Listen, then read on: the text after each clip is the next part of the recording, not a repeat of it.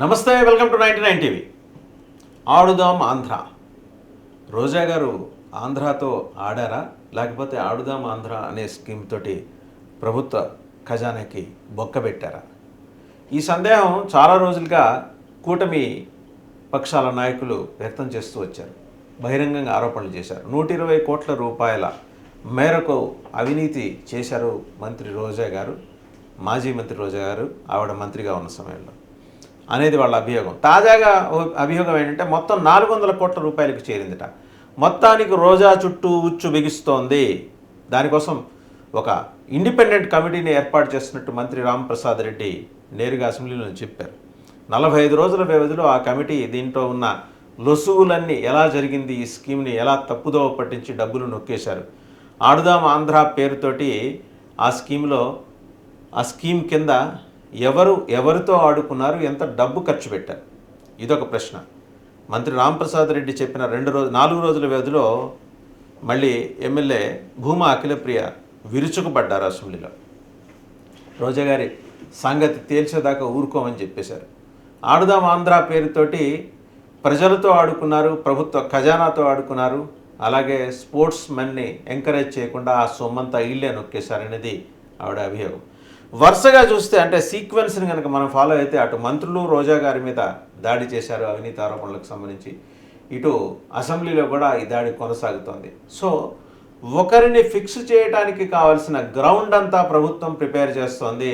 జగన్మోహన్ రెడ్డి గారి పరిపాలనలో జరిగినట్టుగా ఫలానా ఎక్స్ని అరెస్ట్ చేద్దామంటే వెళ్ళిపోయి అద్దంకిపోయిన సింగడు పోనుపోయాడు రాను వచ్చాడు అన్నట్టు వెళ్ళిపోయి వాళ్ళని పట్టుకొచ్చి అరెస్ట్ చేసి లోపలేసి తర్వాత నేలకు కరుచుకునే విధానం ఈ ప్రభుత్వానికి ఉండదు అని కుండబద్దలు కొట్టినట్టు చెప్పడం కోసమే ఇండిపెండెంట్ కమిటీ ఏర్పాటు చేశారు. గ్రౌండ్ ప్రిపేర్ అయి ఉంది ఆల్రెడీ రోజా అరెస్ట్కి సంబంధించి. బట్ ఆ ప్రిపేర్ అయిన గ్రౌండ్కి సంబంధించి జస్టిఫికేషన్ కోసం అని చెప్పేసి ఇండిపెండెంట్ కమిటీ ద్వారా మొత్తం విచారణ జరిపిస్తుంది ప్రభుత్వం. మొన్న మంత్రి రాంప్రసాద్ రెడ్డి చెప్పిన, అలాగే ఎమ్మెల్యే భూమా అఖిలప్రియ గారు ఈరోజు చెప్పిన వాస్తవం ఏంటంటే రోజా గారి చుట్టూ ఉచ్చు చాలా బలంగా బిగుస్తోంది. నెక్స్ట్ రోజా అనే తర్వాత విడుదల రజని. ఇక రోజా గారి ఆడుదాం ఆంధ్ర అంశానికి వచ్చేసరికి ఇందులో ఎవరెవరు ఇన్వాల్వ్ అయ్యారు, ఈ నిధులు ఖర్చు పెట్టడంలో లేదా దారి మళ్లించడంలో జిల్లా కలెక్టర్ల దగ్గర నుంచి ప్రజాప్రతినిధుల దాకా R&B డిపార్ట్మెంట్ మొత్తం ఈ ముగ్గురు చుట్టూ చాలా బలమైన స్క్రిప్ట్ రెడీ చేయడానికి ప్రభుత్వం సిద్ధంగా ఉంది.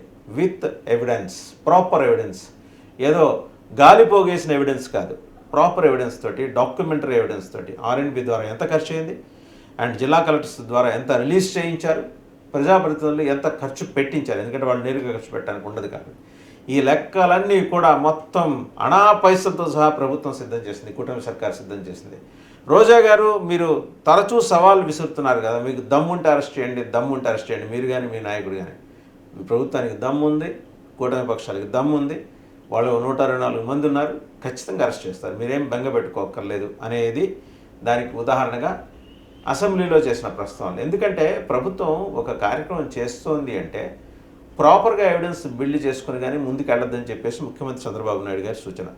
ఏదో గాలి పోగేసి మీ అంతు తేలుస్తాం, మిమ్మల్ని కటకటాలు వెనక్కి పంపిస్తాం, మీ చేత ఊతలు లెక్కింపజేస్తాం, ఇవి కాదు ప్రభుత్వం చెప్తున్నది.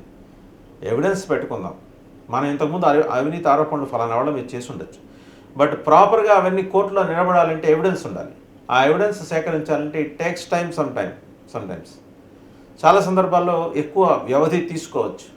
ఇలాగే రోజా గారి ఆడుదాం ఆంధ్ర స్కీమ్లో కూడా చాలా ఎక్కువ వ్యవధి తీసుకున్నారు, 9 నెలలు. కానీ సరైన ఎవిడెన్స్ తోటే కోర్టులో సమర్పించబోతున్నారు. ఆధారాలు సమర్పించి మరి ఈ ACB చేత కేసు పెట్టించబోతున్నారు, CID చేత కూడా కేసు పెట్టించబోతున్నారు. ఇన్ని జరిగితే 4 వైపుల నుంచి ఉక్కిరి బిక్కిరి చేస్తే రోజా గారు తనంతట తనుగా వచ్చేసి ఈ అవినీతి జరగడానికి తాను కాదు కారణం, వెనకాల జగన్మోహన్ రెడ్డి గారు ఉన్నారు అని తనంతట తానుగా చెప్పే విధంగా చేయడం కోసమే ప్రభుత్వం ఈ స్క్రిప్ట్ సిద్ధం చేస్తుంది. లైక్ పోసాని కృష్ణమురళి కేసులో మాది ఆయన ఎలాగైతే తన FIRలో ఇన్వెస్టిగేషన్ ఆఫీసర్ ముందు జరిగింది మొత్తం చెప్పుకొని ఎలా వచ్చారో సజ్జల గారు స్క్రిప్ట్ ఇచ్చారు. ఆ స్క్రిప్టే నేను ప్రెస్ మీట్లో చదివాను. సరే, ఇది వాస్తవానికి పోలీసులు రాసి ఇచ్చిన స్క్రిప్టు, దాని కింద ఏం చేత బలవంతంగా సంతకం పెట్టించారని చెప్పేసి వైసీపీ వాళ్ళ వాదన. అది ఒకవేళ అదే అయితే మరి సజ్జల గారి తర్వాత ఎందుకు ఉలిక్కిపడి తనకి మరి భుజాలు తడుపుకున్నారనే దానికి మరి ఆయన సమానం చెప్పాలి. సరే, పోసాని కృష్ణమురళి వ్యవహారంలో ఎలా జరిగిందో రేపో మాపో రోజా గారిని అరెస్ట్ చేసేప్పుడు కూడా ఇదే పద్ధతి అనుసరిస్తారు. ఆవిడ మీద ఆల్రెడీ అటు ఏసీబీలోను ఇటు సిఐడిలోను కంప్లైంట్స్ ఇప్పించి, అలాగే ప్రభుత్వం దగ్గర కూడా ఎవిడెన్స్ ఉంది కాబట్టి ముందర 41A కింద నోటీసులు ఇప్పించి, మాజీ మంత్రి కదా, ఇప్పించి మరి గవర్నర్ గారి నోటీసుకు కూడా తీసుకెళ్తారు. చేసి మరి విచారిస్తారు. అంటే రోజా గారు అందుకు సిద్ధంగా ఉన్నారా? అందుకు తగ్గ న్యాయ సహాయం పొందడానికి ఆమెకు పార్టీ సహకరిస్తుందా? పార్టీలో ఆమెకి పెద్దిరెడ్డి గారికి మళ్ళీ పొసగట్లేదు. పెద్దిరెడ్డి రామచంద్రారెడ్డి ఎలాగూ చిత్తూరు జిల్లాలో దానికి ప్యారల్గా ఎవరూ ఎదగకూడదు పార్టీలో, అంటే ఎక్సెప్ట్ చెవిరెడ్డి భాస్కర్ రెడ్డి, మళ్ళీ ఆయన అనుయాయుడే కాబట్టి మిగిలిన వాళ్ళు ఎవరు ఎదగకూడదు, ప్రత్యేకించి రోజా లాంటి క్యారెక్టర్ పార్టీలో అంటే మనకి ఇబ్బంది అని ఆయన భావిస్తున్నారు. కాబట్టి మరి పార్టీ పరంగా న్యాయ సహాయం ఆయనకు అందకుండా చేస్తారు.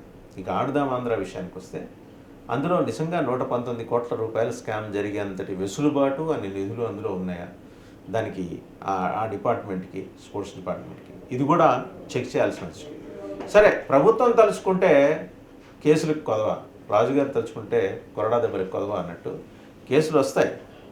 దానికి తగ్గ గ్రౌండ్ ప్రిపేర్ చేసి మరీ కేసు పెడతారు. ఒకవేళ అదే జరిగితే, రోజా గారి అరెస్టు కనుక జరిగితే దాని నుంచి ఒక మహిళను అరెస్ట్ చేస్తారా అని సానుభూతి పొందే ప్రయత్నం వైసీపీ చేస్తుందా? ఒకవేళ ఆ వైసీపీ ఆ ప్రయత్నం చేసిన రోజా గారు సపోర్ట్ని గ్యానర్ చేసుకోగలరా, సమీకృతం చేసుకోగలరా? ఈ సందేహాలన్నీ ఉన్నాయి.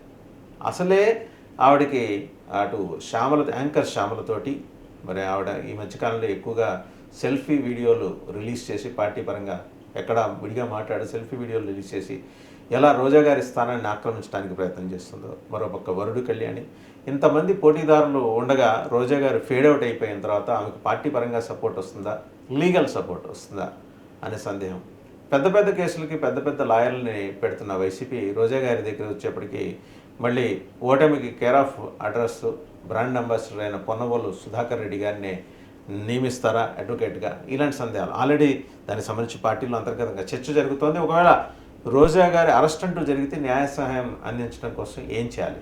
ఎందుకంటే అది ఇమ్మినెంట్ అని స్పష్టంగా కనిపించిన తర్వాత ఆమె అరెస్టుకు సంబంధించి కీలకమైన ఆధారాలన్నీ సేకరించింది ప్రభుత్వం అని అసెంబ్లీ ముఖంగా ప్రభుత్వమే చెప్పిన తర్వాత ఇక పోలీసులు అదే ఏసీబీఓ సిఐడిఓ సిద్ధంగానే ఉంటారు, రెడీగానే ఉంటారు. ఈ ప్రిపేర్నెస్ అంతా అయితే అడ్మినిస్ట్రేషన్ పరంగా అయిపోయింది. అటు పొలిటికల్ అడ్మినిస్ట్రేషను, ఇటు బ్యూరోక్రాటిక్ అడ్మినిస్ట్రేషన్, అటు పోలీస్ అడ్మినిస్ట్రేషన్ అన్నీ చాలా బలంగా ఉచ్చు బిగుస్తున్న క్రమంలో రోజా గారికి సఫకేషన్ తప్పే పరిస్థితి అయితే లేదు. ఒకవేళ అరెస్ట్ అయితే ఎప్పుడు అవ్వచ్చు? 20వ తేదీ లోపలే అవ్వచ్చు.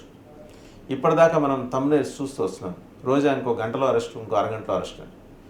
అవన్నీ నిజం కాబోతున్నాయి. గంట అరగంట కాకపోవచ్చు, కానీ 20వ తారీఖు లోపలైతే ఆమె అరెస్టు ఖచ్చితం అని చెప్పేసి ప్రభుత్వ వర్గాల నుంచి అందుతున్న స్పష్టమైన సమాచారం. పోలీసు అధికారులు కూడా కొందరు ఈ అంశాన్ని రూఢి చేస్తున్నారు. ఆడుదాం ఆంధ్ర అని అసెంబ్లీలో ఇంత ప్రముఖంగా ప్రభుత్వం ప్రస్తావించింది అంటే అక్కడ రోజా టార్గెట్ అనేది స్పష్టమైంది. చూద్దాం మరి వైసీపీ యాక్షన్ ప్లాన్, అలాగే కూటమి గేమ్ ప్లాన్ ఎలా ఉంటుందో మరి.